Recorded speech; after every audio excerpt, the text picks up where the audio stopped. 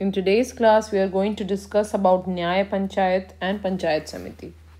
So yesterday we had talked that there are three parts that exist in the village system.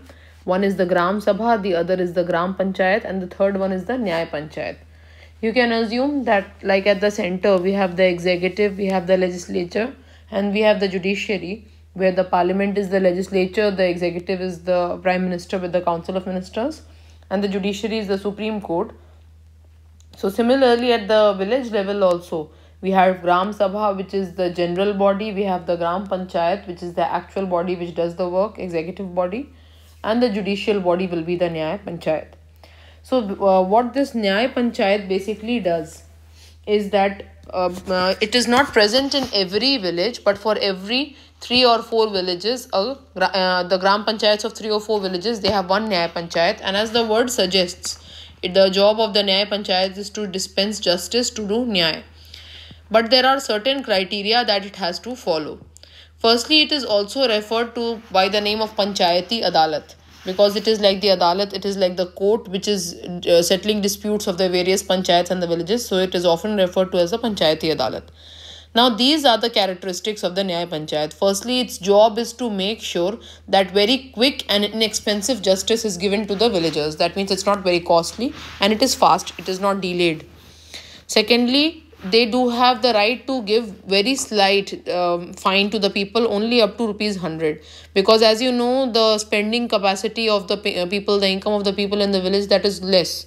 So you cannot exploit them a lot, and usually you can say that very smaller cases of disputes come to these courts. So it's not something very major that requires a major punishment. If it's a bigger crime, it will pass on to the higher courts. But for a Nyaya Panchayat, it can impose a fine up to ₹100 for petty and small issues. Thirdly, like I said, since it is a small issue, they cannot award sentence or give sentence in a prison or put them in prison. They cannot imprison the person. So they can only fine them up to ₹100. Since it's a matter which is sorted out between the people and they have their own representatives which defend their case or frame them, there is no need of lawyer. It's a smaller case, it's a small scale body. So lawyers are not needed for the working of the Nyaya Panchayat and do not appear before the Panchayat. And usually, since on a smaller scale the matter is sorted out and the justice is already done, so people do not appeal against the decision made by a Nyaya Panchayat usually.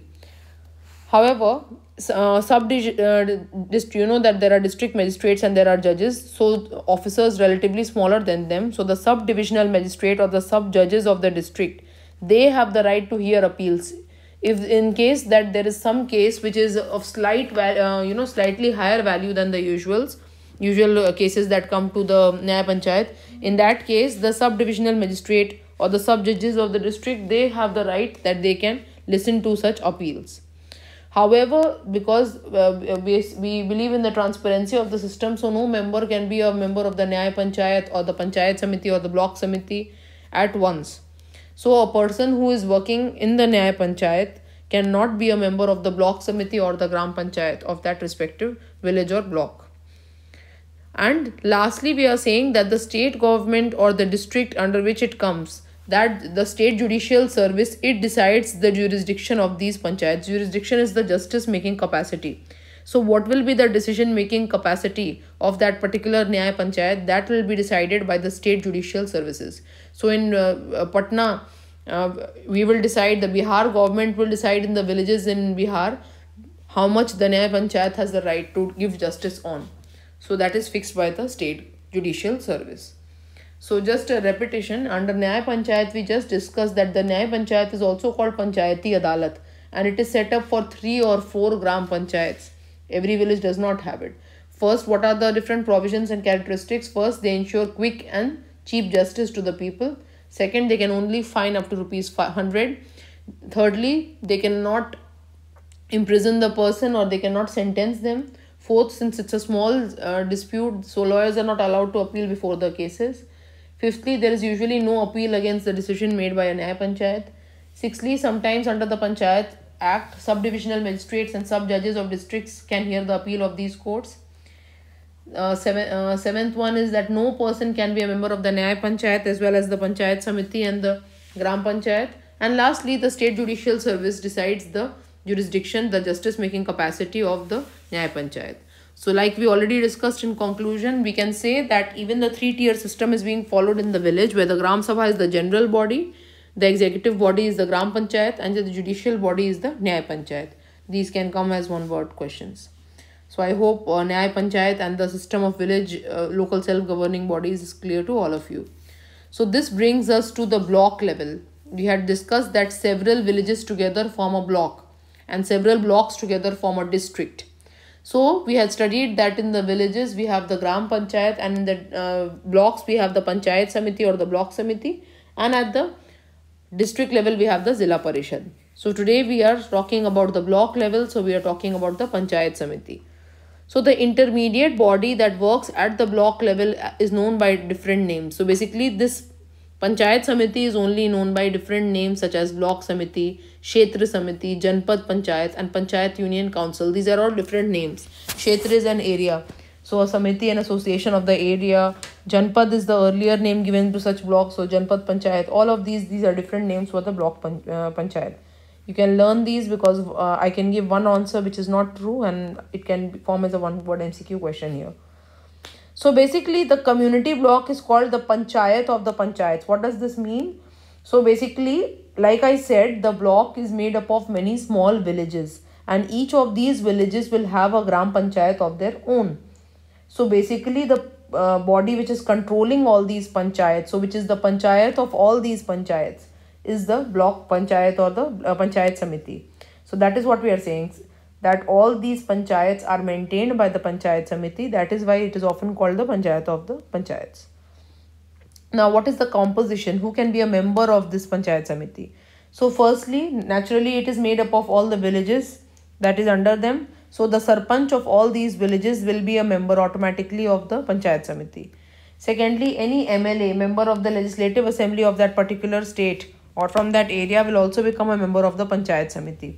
You know that at the state level also we have Vidhan Sabha and Vidhan Parishad, or the Legislative Assembly and Legislative Council. So any member who is a part of the Legislative Assembly and Council, they will also become a part of the Panchayat Samiti.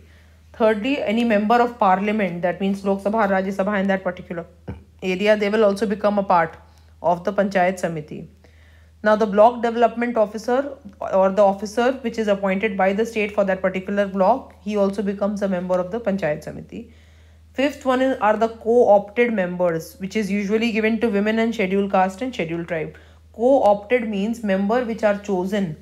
That means they are not elected, they are chosen to represent the interest of their section. So women are chosen to represent the interest of women, and scheduled caste and scheduled tribe are chosen to represent their interests. So these are the co-opted members, chosen members that represent their interests. And lastly, representatives of cooperative society. What are these cooperative society? So basically some people, some section of people, they come together and they form a society to promote their interest.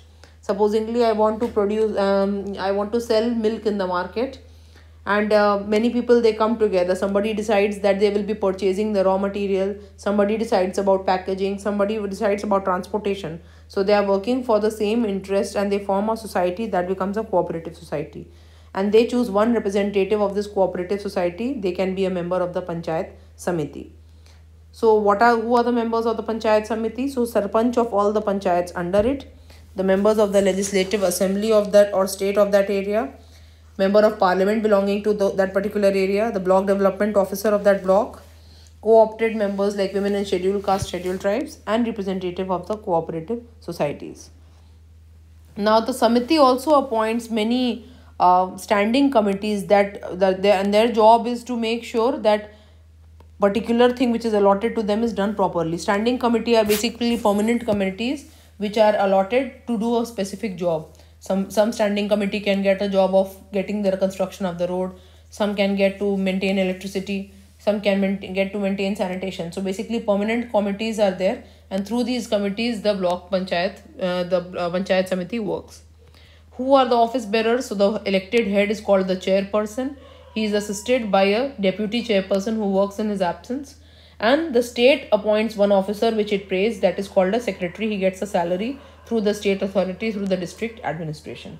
So just like in the village Gram Panchayat, we had the Sarpanch and the Vice Sarpanch who were honorary job, did not get the salary. Similarly, for Panchayat Samiti, we have chairperson and vice chairperson. Like we had a Panchayat paid secretary there, similarly, we have a secretary here, which is appointed by the state and gets the salaries to district administration. Now, lastly, the functions. So, basically, if you have understood the functions of the Gram Panchayat, you will very easily understand the functions of this Panchayat Samiti, because they are more or less similar. Only Gram Panchayat was working at village level and this is working at block level. So, you basically, since the block is made up of different Grams, Panchayats, different villages, so it will be the job of the Panchayat Samiti to supervise and to coordinate the activities of all the Panchayats working under it. So that is the first point, to supervise and coordinate the working of Gram Panchayat. Secondly, if you remember, elementary or primary education was already being given by the Panchayat. So higher and secondary education, after primary will come secondary, middle school education and higher level education. So that education will be provided by the block Samiti for that particular block and villages under that block. Thirdly, it will also provide proper hospital, sanitation, healthcare services at community level, at the block level. Fourthly, under agriculture, again it will provide proper quality seeds, fertilizers, irrigation facilities to the farmers in that particular block.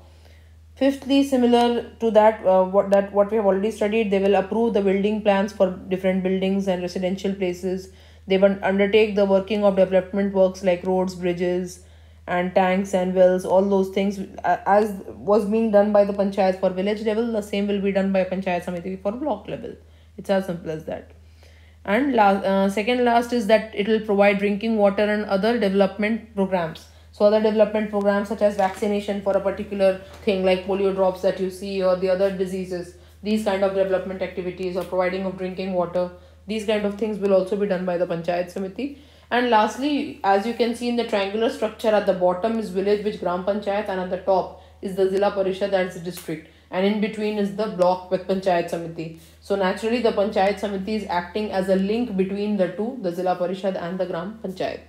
So these are the function: coordinating the different Gram Panchayat, providing higher education in the block, providing healthcare and hospital services in that block, providing agricultural, irrigational facilities and high quality seeds and irrigation schemes, approving building plans and works of including roads, bridges, tanks and wells, and to act as a link between the Gram Panchayat and the Zilla Parishad.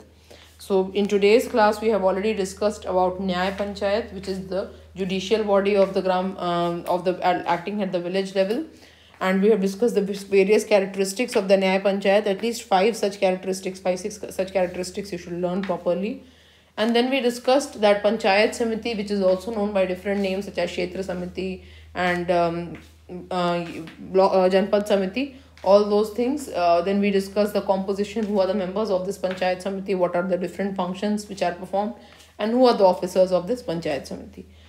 So watch the video twice and read everything which is given, the question answers and everything. Start marking and start reading it. The chapter should be getting clearer to you. Thank you.